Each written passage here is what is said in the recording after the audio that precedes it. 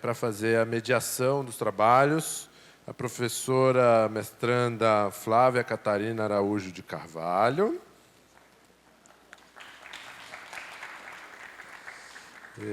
Convidar também para apresentar a linha de pesquisa 1 a professora mestranda Suzane Bezerra Alves. E convidar também para apresentar a linha de pesquisa 2 do próprio GIS a professora mestranda Carla Patrícia Bulhões. E desejar bom trabalho para vocês. Muito obrigado.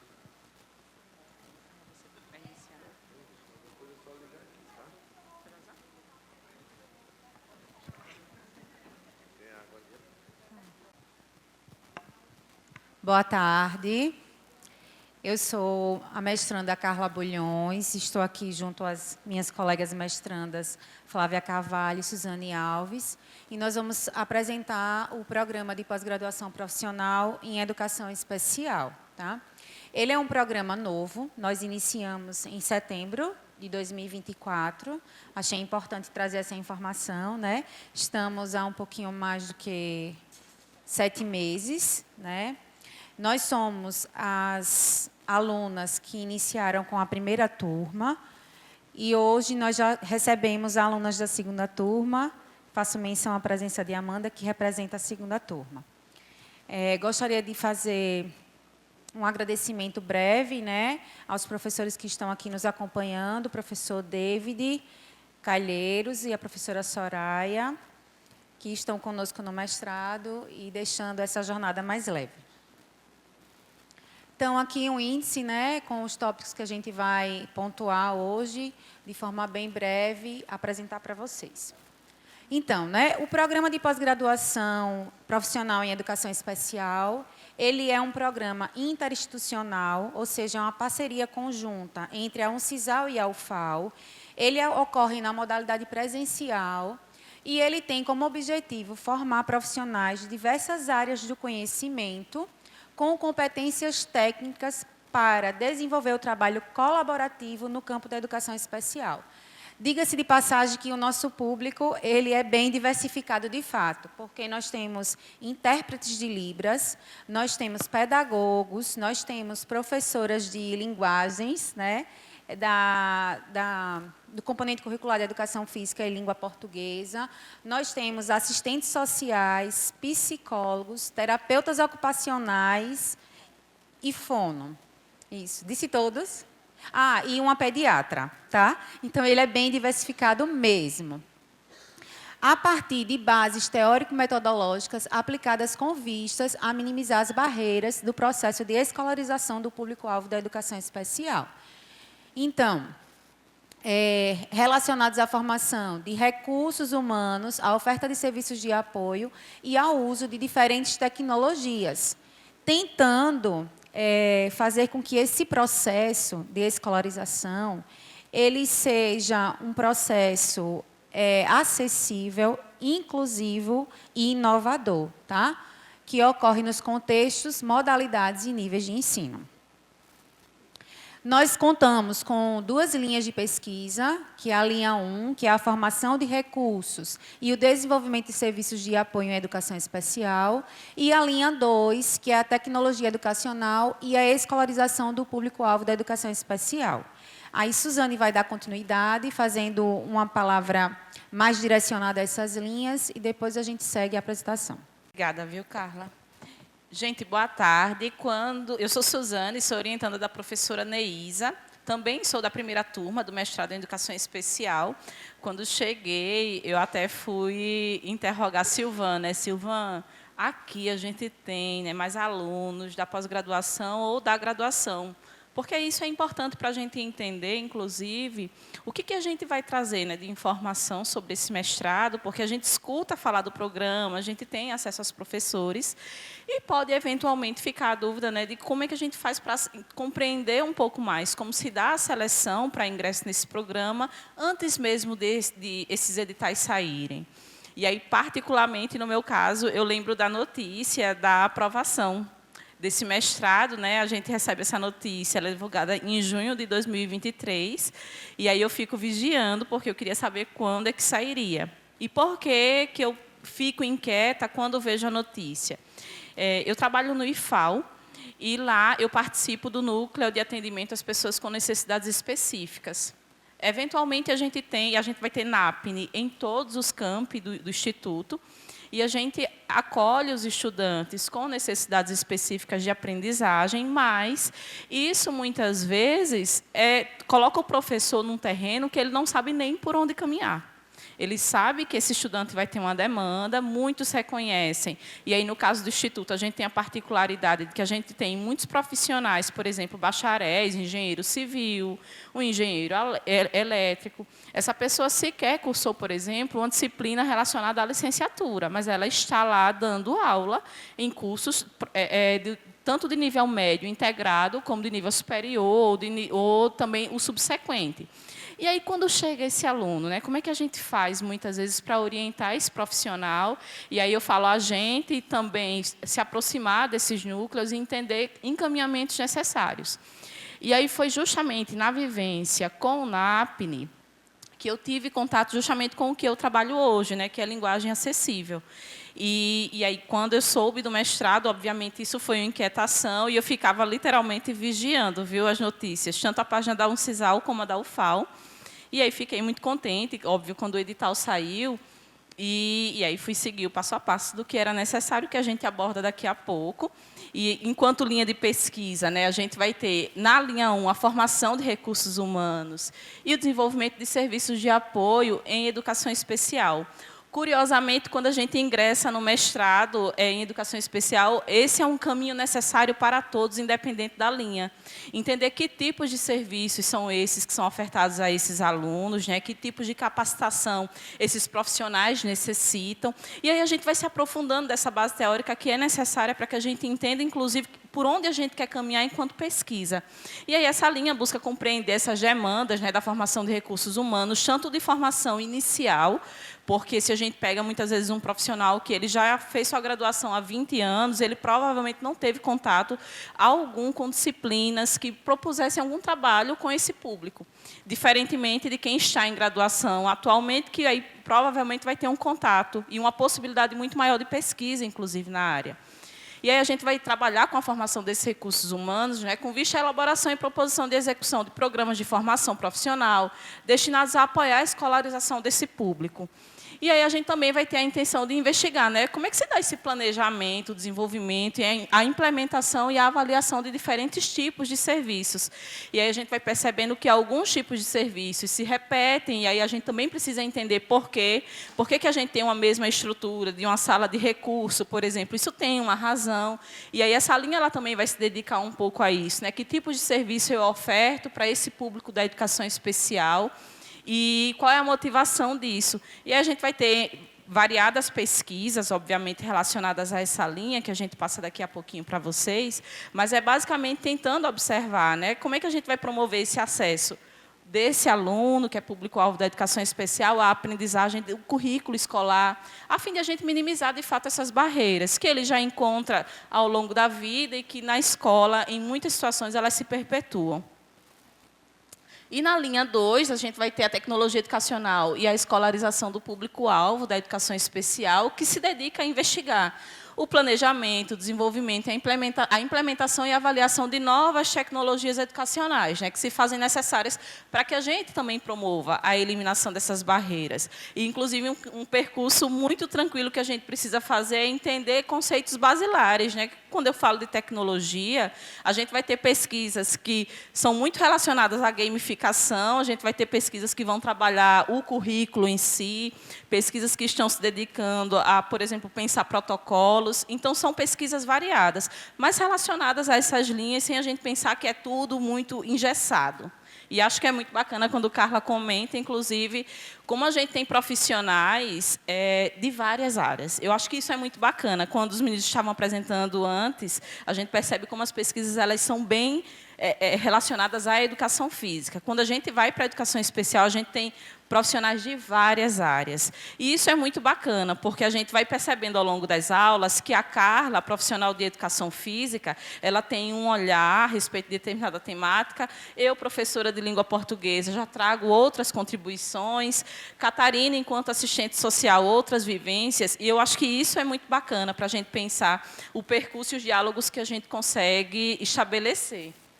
E aí, enquanto docentes, a gente vai ter, vinculados à linha 1, que é a formação de recursos humanos, na UNCISAL, a professora Alessandra, a Emanuela Pinheiro e a Mara Cristina, e na UFAL, o professor Bruno, o professor Najbe, a professora Neise e a professora Soraya, que está aqui conosco.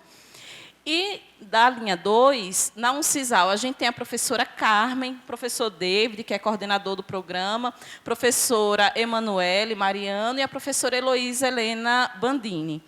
E na UFAL, a gente tem a professora Daniela, a professora Deise Juliana e o professor Leonardo Brandão. E aí, rapidamente, eu achei bacana a gente falar das etapas de seleção, porque quando a gente pensa nos programas, a gente percebe que a forma de ingresso vai mudando. E é interessante, enquanto graduando, a gente também já se aproximar disso, né? O que é que eu vou precisar fazer se eu tiver a intenção de ingressar esse programa? A sugestão que a gente já faz sempre é: vão reinar um pouco nos editais anteriores. Vão se aproximar, inclusive, assim, de prazos, mais ou menos. Qual é o intervalo que existe, né, aí entre a publicação do edital e a realização de prova? Conhecer também um pouco das pesquisas que são desenvolvidas pelos professores, acho muito interessante. Sendo um programa vinculado... Minha gente, minha ex-aluna acabou de entrar aqui. Olha para aí. Disfarça. Voltemos. E aí a gente pensar, inclusive... nessas pesquisas que são desenvolvidas, para a gente entender qual é o caminho que a gente quer seguir. Porque, por exemplo, na nossa turma, a gente teve o ingresso de pessoas que nem conheciam seus orientadores. E isso é muito bacana para a gente pensar e já acabar com a ideia de que, necessariamente, eu deveria ter algum contato, eu deveria ter, por exemplo, já uma experiência durante a graduação com aquele professor. Não, mas é interessante que você entenda o que é pesquisado por aquele professor. E aí a gente vai ter, aí, enquanto etapa de seleção, a inscrição, né, que geralmente é com a entrega de documentos e a entrega de um projeto, que vai ser necessário lá à frente, a realização de uma prova escrita, e isso foi o que aconteceu nos 2 primeiros editais. A avaliação do projeto de pesquisa, né, que acontece posteriormente à prova. A gente entrega o projeto de pesquisa no ato de inscrição, mas só são avaliados os projetos daqueles que são aprovados na prova escrita. E essa informação é importante, porque às vezes a gente quer se inscrever e acha que só precisa entregar o projeto lá na frente. Não, a gente faz isso antes. E a gente tem uma etapa posterior, que é de arguição e defesa desse projeto e avaliação do currículo Lattes desse candidato. E aí acho que é interessante, porque, inclusive, eu fiz questão de perguntar, né, a Carla, que é da Educação Física, como é que se dava o ingresso nos outros programas. E aí a gente viu que é diferente e é uma informação que, de repente, é interessante para quem tem a intenção de ingressar no programa em Educação Especial.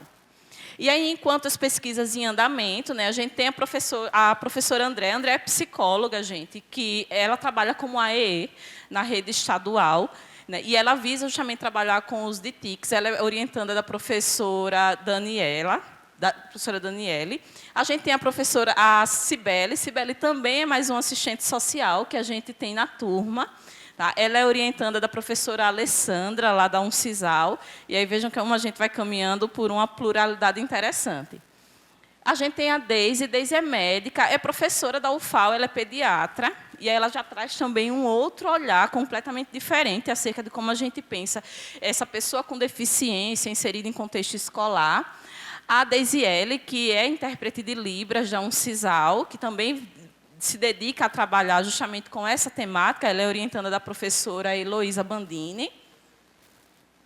E a gente vai ter a Ávila. A Inelise Ávila também é assistente social. Ela é orientanda da professora Soraya. E a Ávila é a única mestranda da nossa turma que é residente em um município de interior. E a gente sempre pontua o quanto isso é importante, porque a gente tem, numa turma, somos 13 mulheres, curiosamente, mas somente a Ávila mora em São Luís do Quintude, que é também onde ela atua profissionalmente, e a gente sempre faz questão de pontuar o quanto isso é importante. E ontem a gente conversava, né, Soraya, sobre a escassez de informações que a gente tem sobre as formas de atendimento ao público-alvo da educação especial. A gente não tem um histórico, por exemplo, que seja rico, generoso, completo, de informações em relação a Maceió, que é capital. E aí, quando a Ávila parou para trazer o relato justamente das vivências dela, é que a gente percebe como a gente ainda precisa assim, pensar na expansão de cada vez mais pesquisas, contemplando esses municípios. E a gente tem a Djane é orientanda de NAGB e vai trabalhar com gamificação, com o uso da gamificação no atendimento a esse público-alvo, mais especificamente com estudantes com surdez. E aqui a gente tem as meninas que vão dar sequência.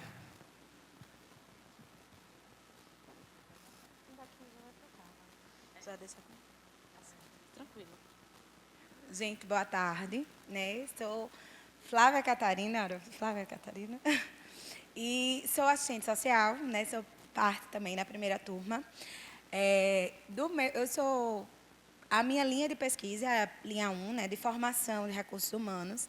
E aí, brevemente sobre o meu projeto, que eu já submeti ao Comitê de Ética, já estou na fase da coleta, tenho um prazo bem curto, porque minha bebê nasce final de agosto, então estou correndo ali. Mas o meu público-alvo seriam os técnicos administrativos da UFAL, que trabalham no NAC, aqui de Maceió, e aí uma formação para esses técnicos administrativos que trabalham com o estudante com deficiência no ensino superior. E aí a minha proposta é dessa formação, de compreender qual é a atuação, de que forma se dá esse trabalho numa prática prática interprofissional colaborativa.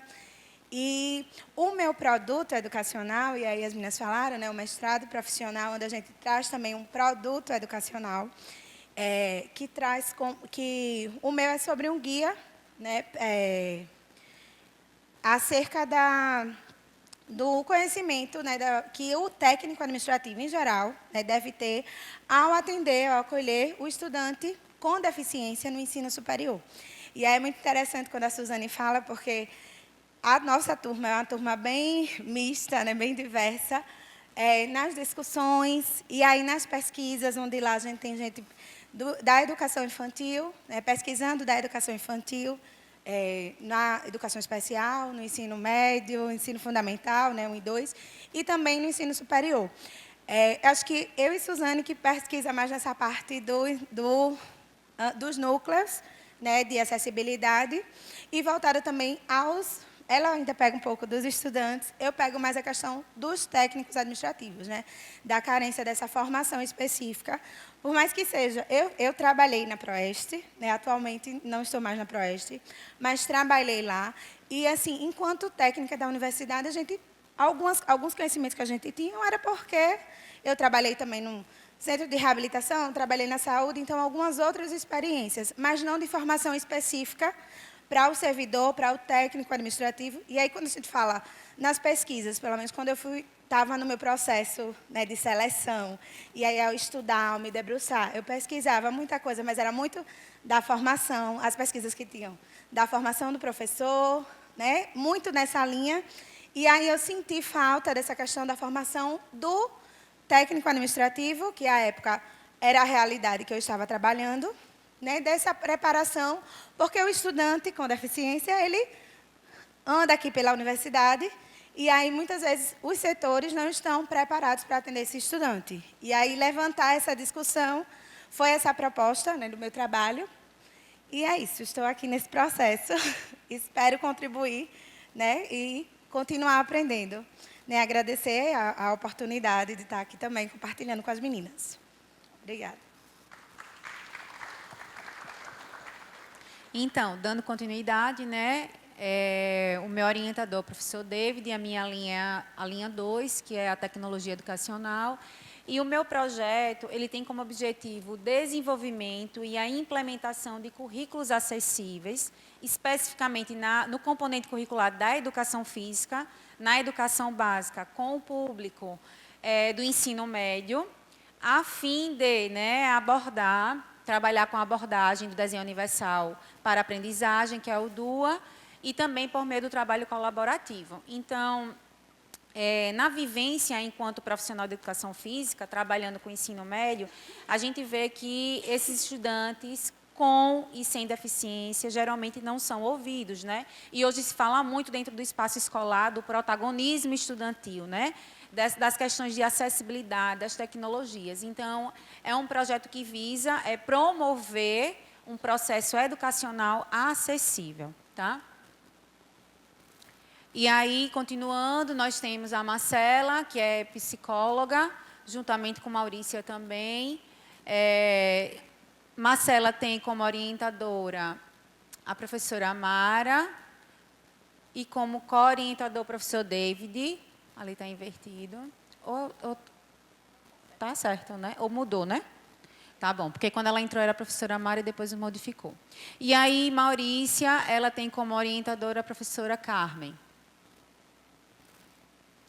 Priscila, ela tem vivência na rede de ensino do município de Rio Largo e quer trabalhar com questão de dados, com os efetivos, o corpo técnico, na verdade, profissional, professores, enfim, da rede municipal. O seu orientador é o Bruno Cleiton.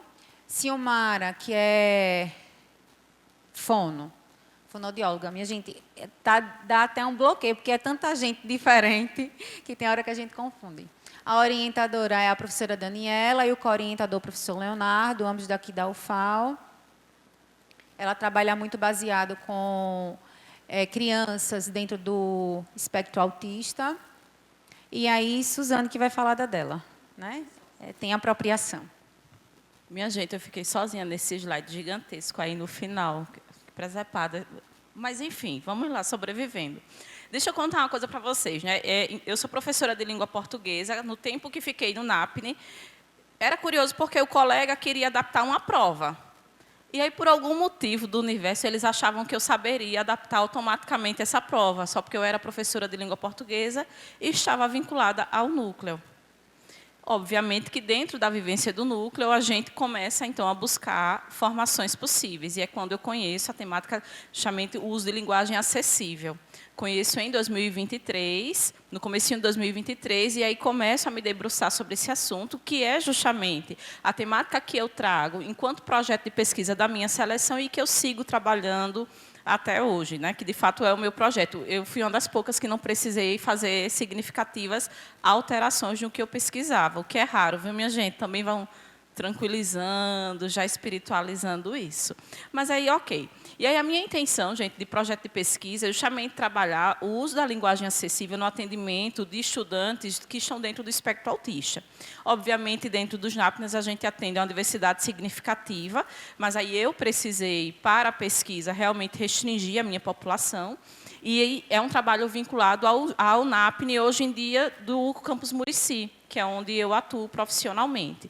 É um trabalho que vai contemplar o estudante, mas é muito mais voltado também para observar que tipo de conhecimento esse professor tem, e, enquanto produto educacional, elaborar justamente um guia que forneça para o professor informações necessárias para que ele consiga fazer uso de uma linguagem acessível, para possibilitar a leitura desse estudante que é contemplado pelo NAPNE, mas também lembrando que esse tipo de adaptação, quando necessária, quando bem executada, ela não vai contemplar somente aquele estudante que é atendido pelo núcleo, ela vai contemplar todos. E aí é justamente trazer para o professor esse olhar de que algumas adaptações elas não precisam ser feitas para aquele estudante unicamente. São adaptações possíveis para que ele consiga, então, atender melhor a todos os alunos. E aí eu fazia as contas essa semana, né? Eu recebo alunos de primeiro ano de ensino médio que cursaram o 7º ano na pandemia. E eu fui fazer esse cálculo porque eu percebia muitas lacunas de escrita, lacunas básicas de ortografia, de concordância. E aí eu fiz um cálculo de que isso era assunto de 7º ano. Aí eu fui pensar, meu Deus, esse menino fez 7º ano quando? Aí foi quando eu lembrei, né? Ele fez 7º ano em 2021.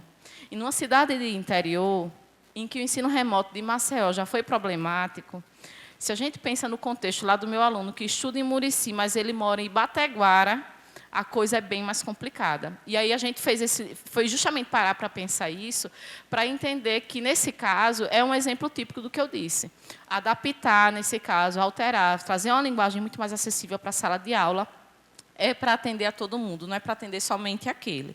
E aí o trabalho ele visa justamente construir esse olhar. E aí o guia, ele além de trazer informações sobre essa linguagem acessível, pretende também justamente fornecer possibilidades para o professor de fazer essa manutenção de formação, de construir um processo autoformativo.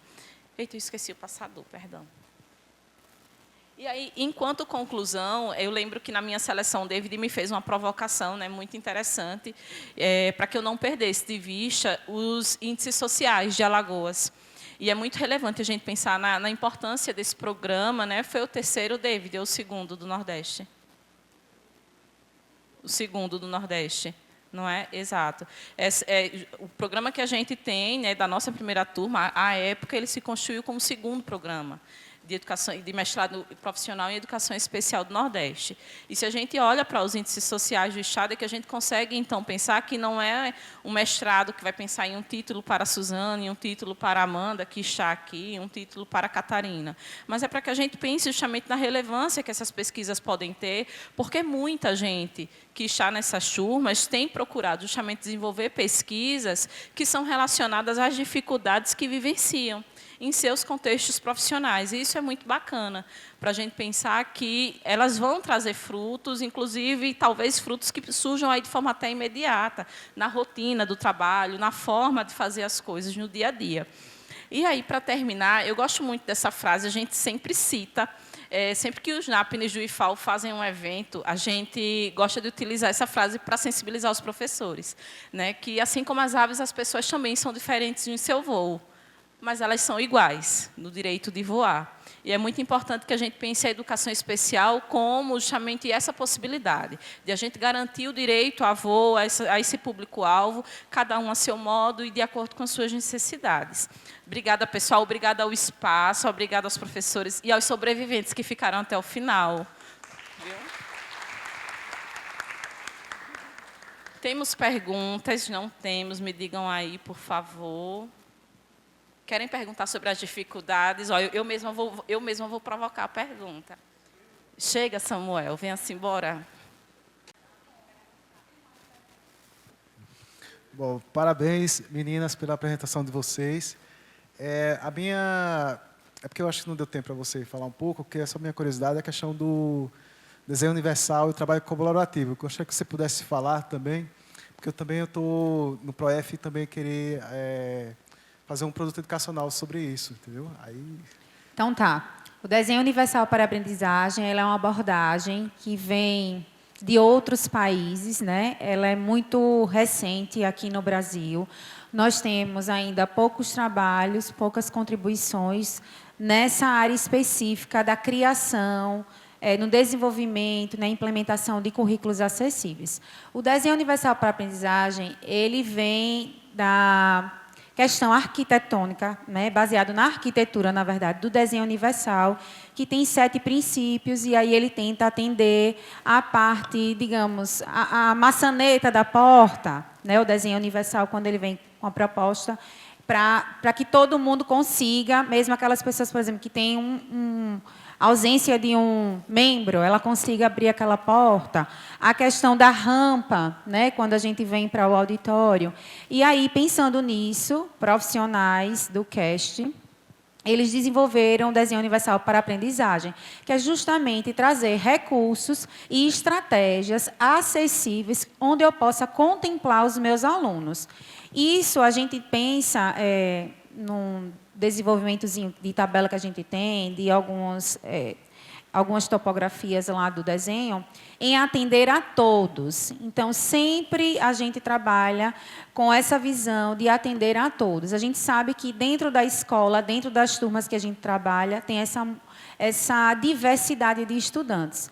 Alguns vão ter deficiência, outros não, mas alguns vão chegar com fome, com carência na escola de uma atenção, porque simplesmente naquele dia ele não conseguiu se alimentar. Então, ele precisa de uma atenção mais especializada para o atendimento dele, para desenvolver essa aprendizagem, né? Para que ele realmente consiga desenvolver esse processo educacional acessível, né? Porque ele tenha lá esse direito ao acesso. Então, a gente trabalha baseado no desenho universal, trazendo propostas, estratégias, trazendo recursos para atender a todos. E aí, aproveitando, viu, Samuel, a gente está trabalhando no grupo para fazer uma formação, onde nós temos algumas pessoas do mestrado que vão atuar em áreas diferentes, em áreas mais específicas, como é o caso que é da educação física, mas há quem vai trabalhar com a questão das Libras, né, da Libras, e há também quem vai trabalhar no estudo da ciência, na disciplina de ciência,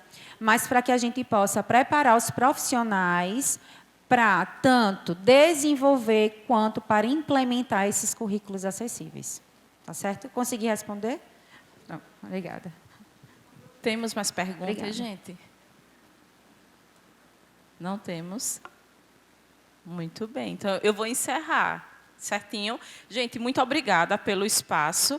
Né? Agradeço na pessoa do professor David, professora Soraya, que está conosco em disciplina, em curso, e também aos demais, né? Como eu brinquei, assim, sobreviveram até o final, porque eu sei também o quanto é cansativo, né? A gente ficar o dia inteiro participando de evento, muita gente trabalhando também no evento. Então, eu espero que breve a gente também tenha a oportunidade, né, de promover eventos, justamente, de que já sejam frutos desse mestrado, e aí que a gente possa também ampliar um pouco mais esses diálogos. Obrigada pelo espaço.